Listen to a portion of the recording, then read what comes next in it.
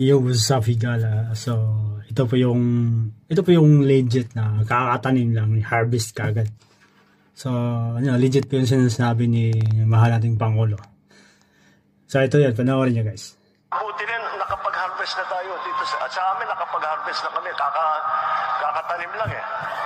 So, hindi, buti na lang yung timing, hindi yung bago aanin.